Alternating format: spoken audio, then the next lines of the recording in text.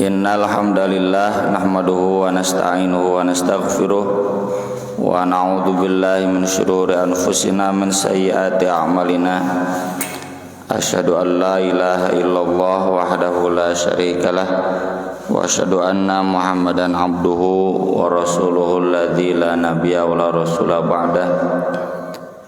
Sallallahu wasallam alaihi wa ala alihi wa sahbihi wa man tabi'ahum bi ihsan, amma ba'd. Babu kasbir rajul wa amalihi biyadihi. Bab tentang lelaki harus berusaha, harus bekerja dan mendapatkan penghasilan dari pekerjaan tangannya.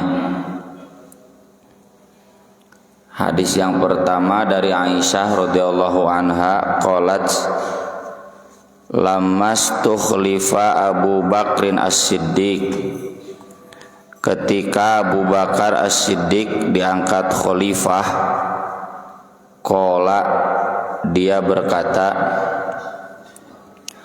laqad alima qaumi, sungguh kaumku telah tahu, anna hirfati, sesungguhnya pekerjaanku.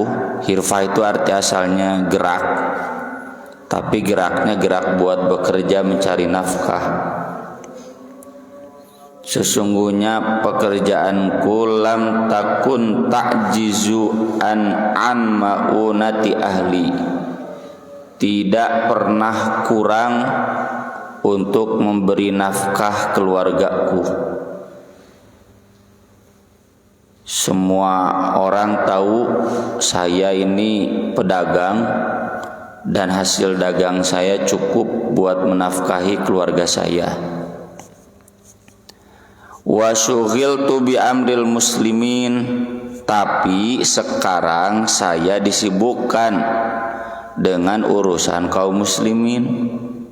Jadi khalifah mah nyawayahna banyak rapat, banyak memikirkan umat, mulai dari jihad, sembako, kesehatan, ya, pertanian, peternakan, kabeh di pikiran.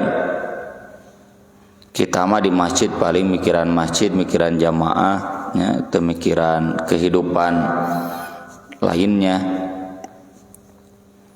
Wa sayaqulu alu Abi Bakrin min hadzal mal, karena urusan umat saya tidak bisa lagi bekerja sebagaimana biasanya, maka keluarga Abu Bakar akan makan dari harta ini. Harta ini maksudnya Baitul Mal, harta kaum muslimin, harta zakat, harta ghanimah. Wa ahtarifu lil muslimina fih, dan aku akan bekerja untuk kaum muslimin fihi, dalam harta kaum muslimin ini. Hadis ini menunjukkan beberapa hal. Yang pertama, bahwa para sahabat, bahkan sahabat paling mulia sekalipun, Abu Bakar, beliau bekerja, berdagang. Jadi jangan sungkan-sungkan, ya, jangan merasa bahwa berdagang itu dudunya cenah gitu, mopohokeun akhirat. Tidak. Berdagang itu sunnah Nabi, sunnah para sahabat, dan pekerjaan itu harus bisa mencukupi, memberi nafkah untuk keluarga. Jadi kalau kita masih banyak kurangnya dalam memenuhi nafkah keluarga, itu berarti belum nyunah, ya. Pekerjaannya harus ditambah lagi. Bagaimana caranya agar bisa bertambah untuk memenuhi nafkah keluarga? nafkah keluarga teh kan bukan makan unggul ya, sandang, pangan, papan, pendidikan sekarang mah ada 4. Jadi urusan rumah, urusan pakaian, makanan sampai urusan pendidikan. Ya kurang keneh teu mampu, ya bagaimana pokoknya agar mampu, meski bukan berarti orang yang tidak mampu berdosa. Pan dina Al-Qur'an diakui eksistensi fakir dan miskin. Cuma bagi kita tong waka menyerah, saya mah fakir miskin, tapi harus terus bekerja bagaimana agar cukup memenuhi kebutuhan nafkah keluarga. Dan mohon maaf ya yang saya tahu, tapi lain dek merendahkan fakir miskin ya. Yang saya tahu keberadaan orang-orang fakir dan miskin itu sebagaimana Nabi nasihatkan kepada Hakim bin Hizam itu karena mental tangan di bawah ya. Tidak ada mental tangan di atas. Mun ayeuna malah karena etos kerjanya yang tidak tinggi, terlalu banyak mengeluh, terlalu banyak menyerah. Bejaan kieu atuh da hese deui gitu. Ieu kieu teu resep, jenuh, balulah gitu. Itu yang Nabi ajarkan ke Hakim bin Hizam. Nabi tetap memberi ketika Hakim bin Hizam dulu miskin. Hakim bin Hizam kemudian jadi orang yang paling kaya di zaman Muawiyah. Dulunya miskin. Nabi kan kasih tahu ya, kata Nabi, kalau kamu mendapatkan harta mengandalkan pemberian orang lain, lalakinya hari awewe malin soal ini mah laki-laki, kamu selamanya tidak akan berkah hidupnya. Tidak akan berkah teh nya moal maju-maju gitu. Al yadul ulya khairun minal yadis sufla. Lalu kemudian Hakim bin Hizam saat itu juga ngomong, saya sumpah tidak akan lagi tangan di bawah, saya ingin tangan di atas. Artinya filosofinya kalau hari ini dia bertekad untuk mengubah filosofi hidupnya, etos kerjanya, mentalnya. Bukan mental menyerah, mental mengeluh, ya, mental yang tidak bertanggung jawab, tidak disiplin. Dan rata-rata umumnya gara-gara eta kalau diteliti ya. Tapi bukan berartinya boga tetangga miskin lantaran tadi etos kerjanya lemah, mau dibantuan bongan sama nebet miskin, tidak begitu juga. Ya. Nabi SAW tetap saja membantu Hakim bin Hizam meski tetap didorong. Mun kasarna mah imane teh hirup teh kieu wae gitu. Mau maju-maju ya, tidak mau meningkatkan etos kerja ya.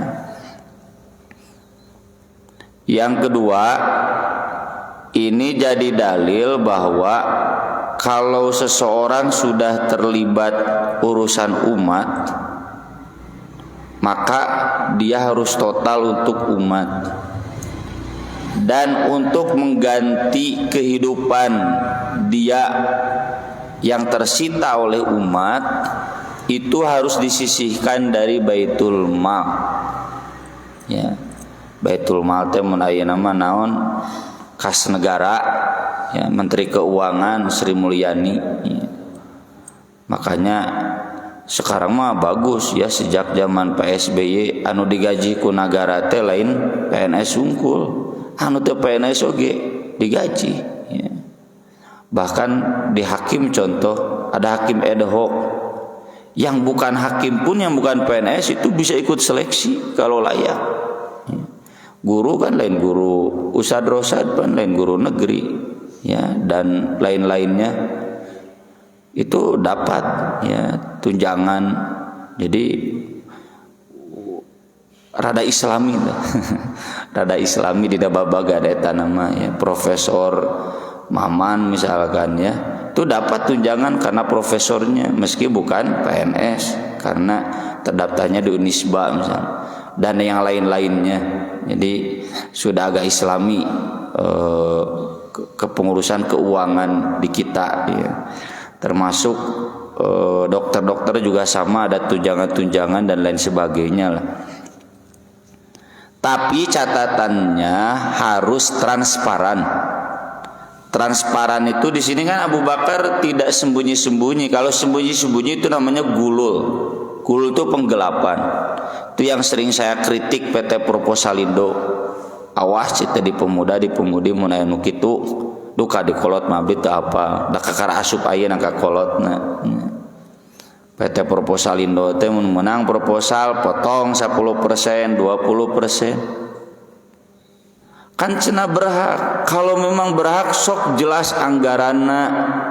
Siga pagawe bangunan kan jelas, pekerja bangunan nih honornya segini. Ini bagian neangan duit honornya segisok. Bukan memotong gelap-gelapan. Donatur nyumbang 10 juta nu dicatatna jadi 8 juta. Da donatur pasti nyeri hati. Ya, makanya banyak juga donatur anu geus tara nyumbang duit. Nyumbangna keusik. Oh, keusik mah da hese dipotongna. Nyumbang bata langsung, nyumbang semen langsung. Ya, itu karena tahu gelagat di beberapa tempat mun disubang teh dipotong dan nyeri hati. Donatur dipotong begitu nggak boleh. Harusnya kalau mau sok transparan.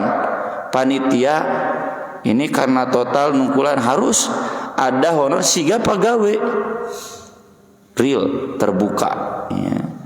Termasuk ya saya ngurus pesantren dan rekan-rekan itu nggak boleh gelap-gelapan, harus transparan, jelas ada tanda tangan kepala TU, mudir, semua mengetahui. Nah ini standar gaji di pesantren, di luar ini nggak boleh ada. Jadi jelas aman uang umat itu. Ini menunjukkan jadi PNS, jadi pekerja di jamiah itu halal. Aya kita bekerja di jamiah, aya di level luhur mah, ya. Di cabang mah saat terang abdi teu aya, kecuali kalau ada kegiatan-kegiatan bagi-bagi gitu, kalau ada uang lebih, uang lelah, ya. Meski itu mubah, saya pribadi untuk para pemuda ulah, ya, agar kita betul-betul dididik wajahidu bi amwalikum wa anfusikum. Sakalian urang teh beupeureuh nyumbang duit henteu atau nyumbang tenaga, ya. Dai mah cenah nyumbang duit, oh komo mun kitu nyumbang duit jadi pabalik letah. Ya. Meski saya menghargai pendapat yang membolehkan yang uang lelah itu, ya. Asal transparan, ya, jelas. Ini misalkan kemarin ya kegiatan imtihan sakitu buat panitia, ya, jelas. Kalau tidak ada dalam anggaran, tiba-tiba nya arulin, nya bala kecerakan, pesta pakai uang sisa, itu hemat saya termasuk penggelapan karena tidak transparan, ya. Harus transparan lah, terbuka kepada yang memberikan uang itu, donatur-donatur, laporan jelas. Ini siga puntennya abdi mendesak mun ieu cete makan dari uang kas dulu zaman di pemuda sok laporkeun, pan jelas kalaporkeun uang makan 60 juta. 60 juta ya kurang lebih lah, ya, selama 5 tahun itu. Nah gitu jelas laporkan, ya. Bukan sembunyi-sembunyi. Kemudian ini juga jadi dalil, ya, bahwa umat Islam itu harus punya baitul mal, ya.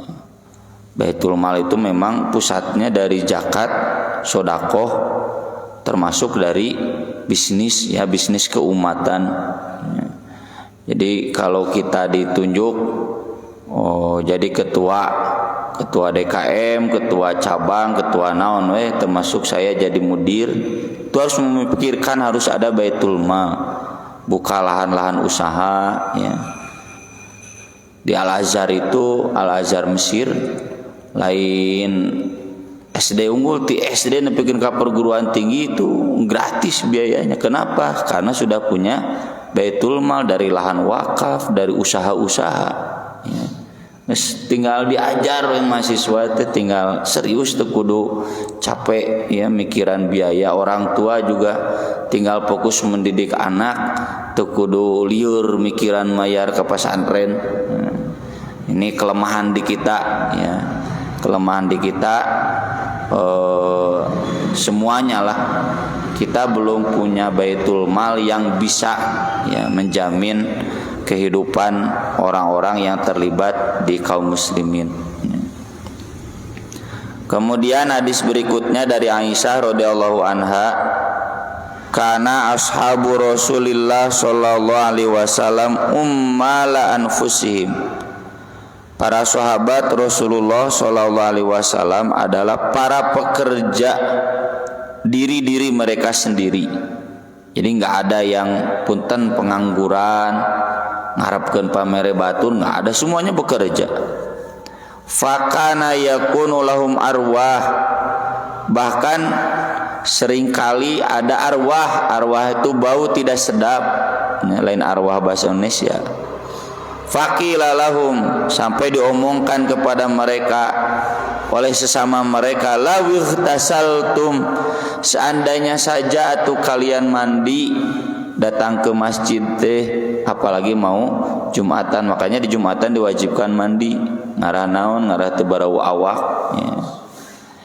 Ini jadi dalil para sahabat bekerja sampai kesang ya, pengesang. Jadi mencegawe muka ngesang isukaina geus ngesang, sunah teh. Kalau belum ngesang, belum capek, nah itu belum nyunah ya. Sunnahnya bekerja itu harus sampai capek. Kalau belum capek berarti belum total kita melaksanakan kewajiban mencari nafkah. Kudu nepikeun ka capek ya. Ka bau awak. Kemudian hadis berikutnya dari Miqdam radhiyallahu an dari Rasulullah sallallahu alaihi wasallam qala ma akala ahadun ta'aman qattu khairan min an ya'kula min amali yadihi. Tidak ada seorang pun yang makan makanan, satu makanan pun yang lebih baik daripada yang dia makan dari hasil usaha dirinya sendiri, bukan pemberian orang lain ya. Kalaupun pemberian orang lain dari transaksi jual beli, upah mengupah nggak apa-apa, tapi maksud pemberian orang lain teh ngadaguan dibere ku batur sodako zakat, bukan begitu.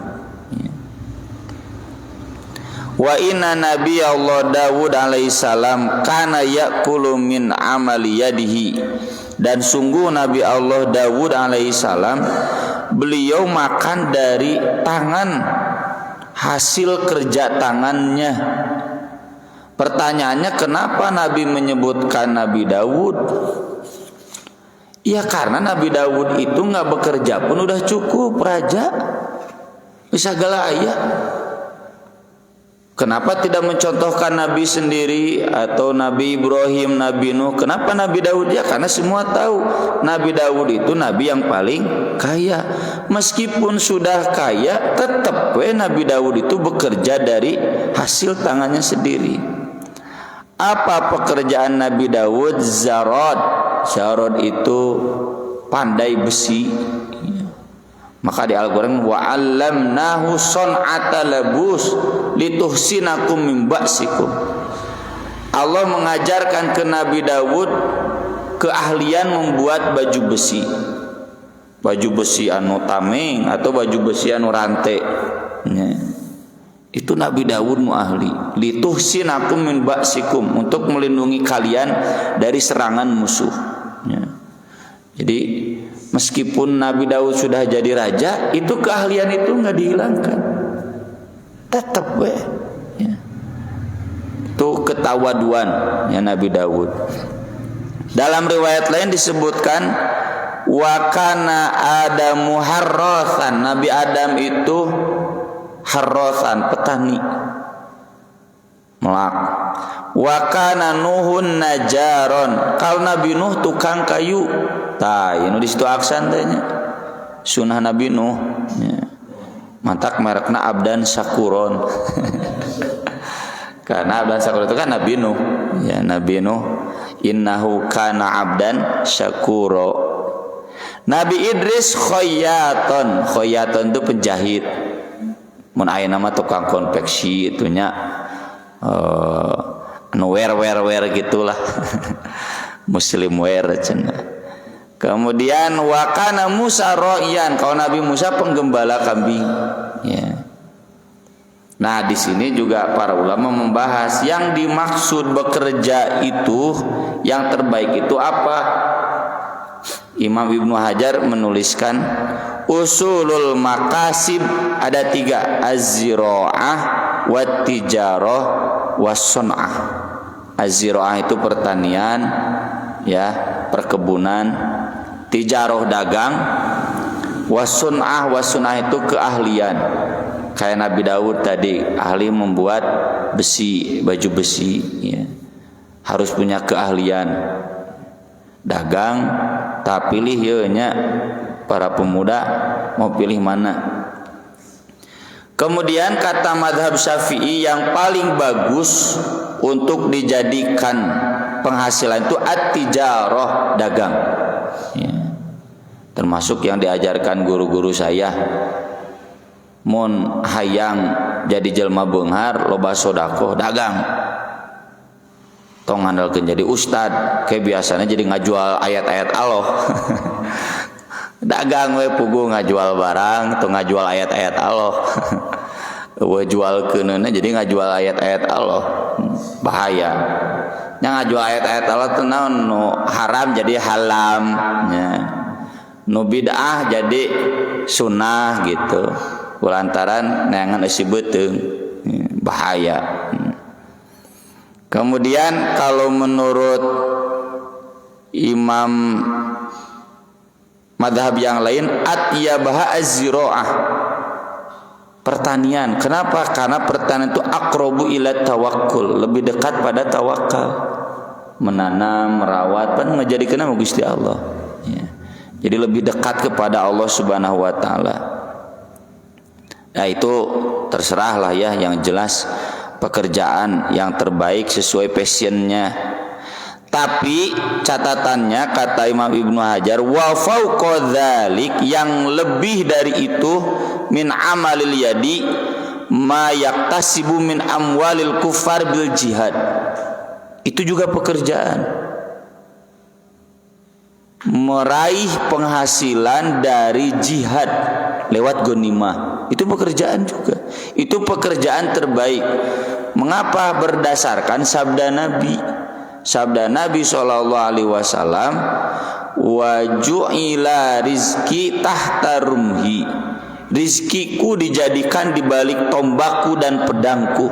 Ya, pekerjaan Nabi itu mujahid. Pekerjaan Nabi itu kalau sekarang abri TNI, ya, tentara terjun ke medan perang, lalu kemudian mendapatkan ghanimah. Ya, ghanimah itu memang dibagi dua, buat negara dan buat pasukan. Ada urang mah tibaliknya, kadang tentara nu dihandap teh meunangna naon, nu meunangna negara jeung jenderalna. Nu pangbeunharna teh jenderal anu tara perang ka handap nya, nu dihandap teu dapat nanaon. Kalau di Islam yang paling besar itu yang terjun di lapangan.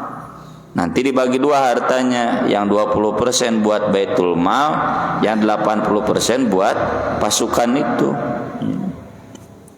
Nah, itu juga pekerjaan, ya, jihad itu sesuai sabda Nabi sallallahu alaihi wasallam. Tapi syaratnya ini amalul yadi.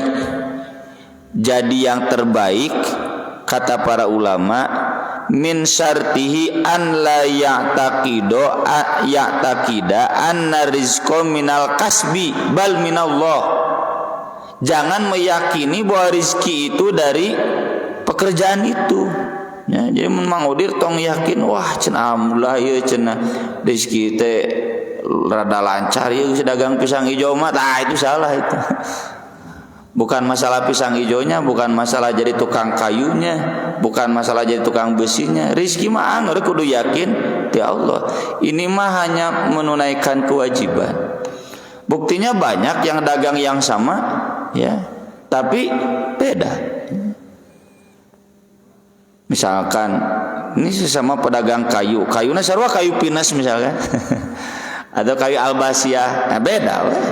Ya, dah Allah numerena, kita mah hanya bertugas bekerja. Meski tentu tetap harus dicari, ya kan namanya juga bekerja, berusaha. Ini kenapa yang lain maju usahanya saya tidak, ya. Atau tukang buku sekarang kan zamannya online.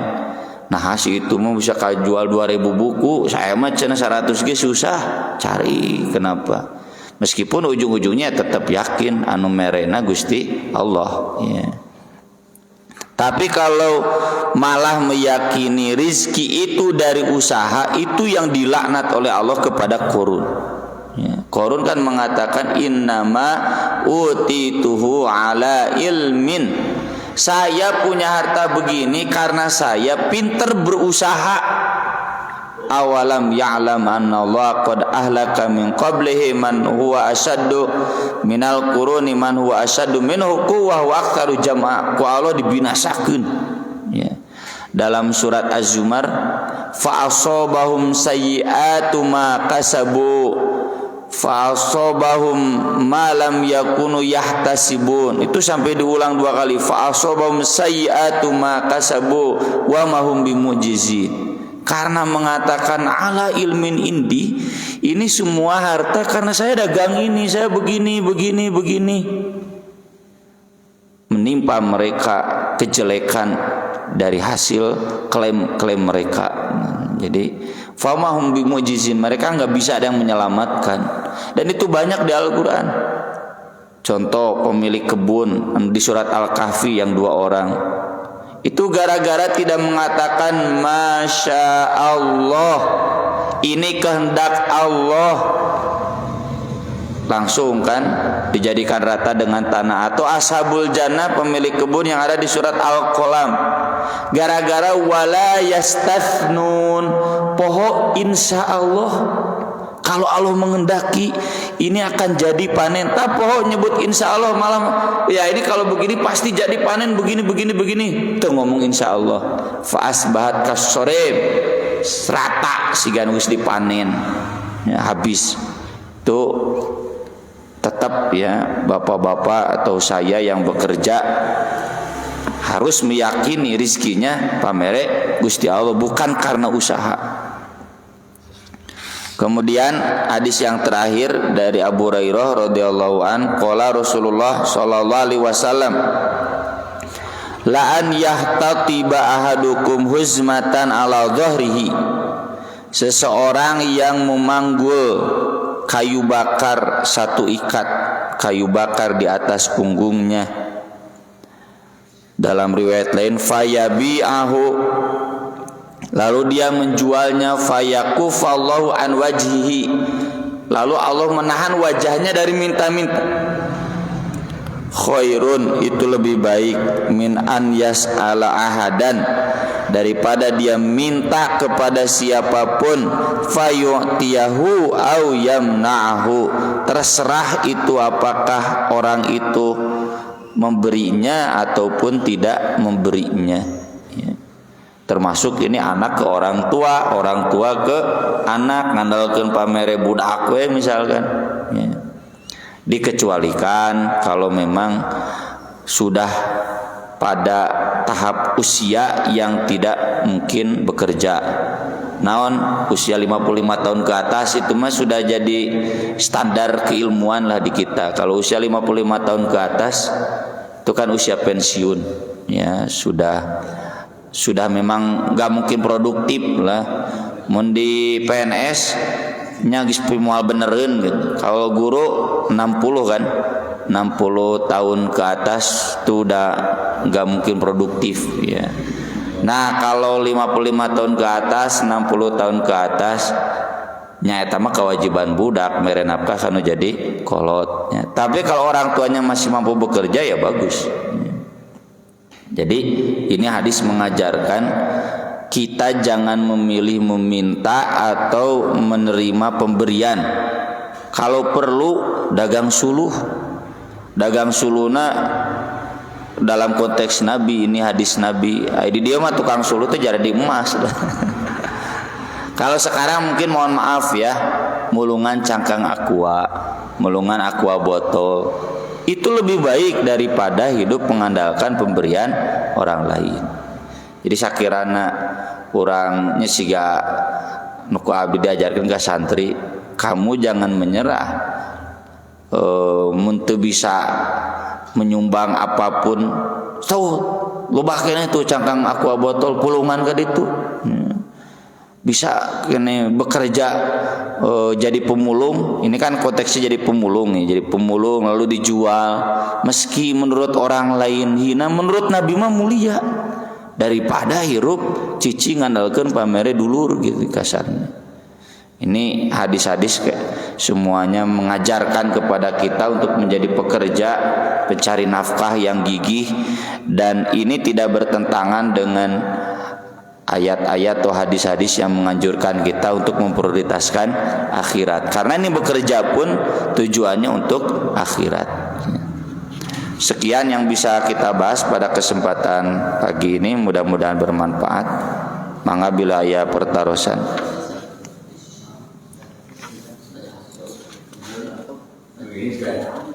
Dari utarakan kerja dari biji dari bawah itu. Tadi gerakan kalau sudah nggak ada itu harus kembali diri kami kerja. Itu memberikan lagi. Kalau tadi diletakkan jangan menunggu pemberian. Itu kalau sudah tidak mampu bagaimana? Itu tidak boleh. Iya. Jadi kalau memang sudah tidak mampu, dan di kita kan sudah ada standar ilmiahnya, usia 55 tahun ke atas atau 60 tahun ke atas, itu kalau memang sudah tidak mampu jadi kewajiban keluarganya. Ya. Termasuk asupaha. Asupaha itu orang-orang yang tidak cakap ngurus uang, diberi modal yang usaha teu bisa, ya, maka dia harus mendapatkan pemberian dari keluarganya. Terserah itu modelnya, apakah dia mau dipekerjakan atau bagaimana, dia harus disantuni oleh keluarganya. Asupaha itu. Ada lagi? Memang kita model gitu, terus tanggung jawab budak. Tapi orang tua ngerasa ya just, nah ayah rasa korban perasaan gitu istilahnya. Kayaknya memang terjadi masalah, artinya kemana saja budak lah, om gawe, bawa, ya macam sih ngarepkan misalnya tapi pak, kalau saya pas cicing makan ngajak budak begitu, tapi abis saya sih kan, aduh kumaha ya rada, dia hati yang sekolah pun ada budak kenyang, tapi ayah perasaan gitu. Daerah hiji menurutana baper ya Pak Den, baper. Sedangkan kedua ya Pak, tadi kelas transparannya kalau ayah nama dari tembok ke daerahnya. Nah ayah sisa kayak gitu, terus ayah sisa itu kurangnya di balanya kendai jam panitia sebenarnya. Nah kaos atau masuk atau makan atau ada gelah gitu. Sedangkan ya kan lingkup kepanitiaan kayak, tapi di luar memang, tapi ayah teh selentingan gitu. Wah, mending dari panitia gitu dah. Iya. Yang pertama tentang orang tua yang diberi nafkah oleh anak. Kalau orang tuanya baper, ya asa kuma ya bagus. Berarti anak nggak boleh menghalangi orang tua untuk bekerja. Ya. Silakannya budak nyumbang anger, ya, orang tua bekerja, silakan. Tentunya yang maslahat bagi dua-duanya. Ya, yang kedua tentang jatah panitia, yaitu harus transparan, itu termasuk buat para penyumbangnya. Ya.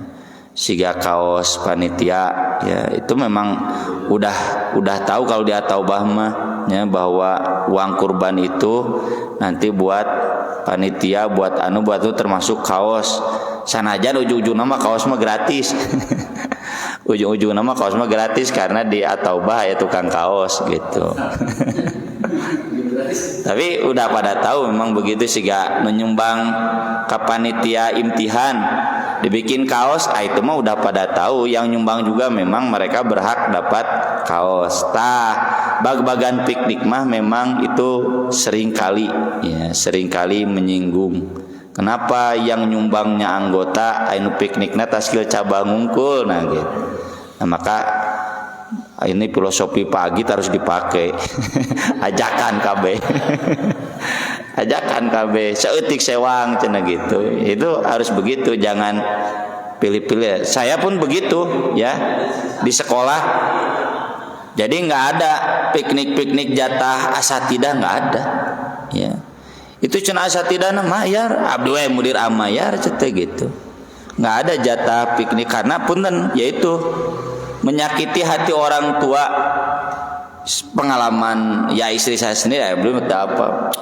Dia lagi piknik kali itu meni mahal-mahal tuh cenah gitu.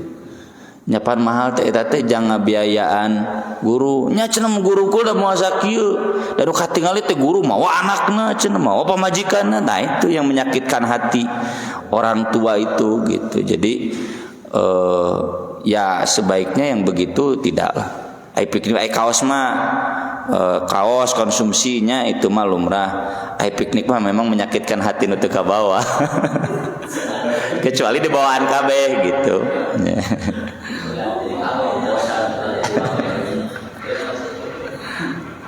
Kayak begini, oleh kepanitiaan tadi saya mengatakan yang bisa lulus masukkan 8. Ya kenyataan Bapak Ibu Daud hanya setor 1,5 juta itu. Ya terus sekarang saya setor disebabkan sejuta dipakai. Kebaikan bagaimana? Mangga ari jelas mah disepakatinya ku panitia ku jamaah. Nggak disepakati. Itu sering makanya saya itu nggak apa. Diambil 500 boleh. Tapi Bapak Cuma itu tetap jadi senang. Dan khawatir yang 500 tolong tanda-tanda. Abdi kirang paham konteksnya Pak Hajinya. Kewe di luar ieu. Jadi abdi kirang paham konteksnya pilih lepat ngawalerna. Intinya asal semuanya berdasarkan musyawarah transparan maka paminteu nyakanteun dimusyawarahkeun deui. Cekap lahnya ya. Aku qouli hadza wa astaghfirullah li wa lakum subhanakallahumma bihamdik asyhadu an la ilaha illa anta astaghfiruka wa atubu ilaik. Wassalatu wassalamu ala Rasulillah. Wassalamualaikum warahmatullahi wabarakatuh.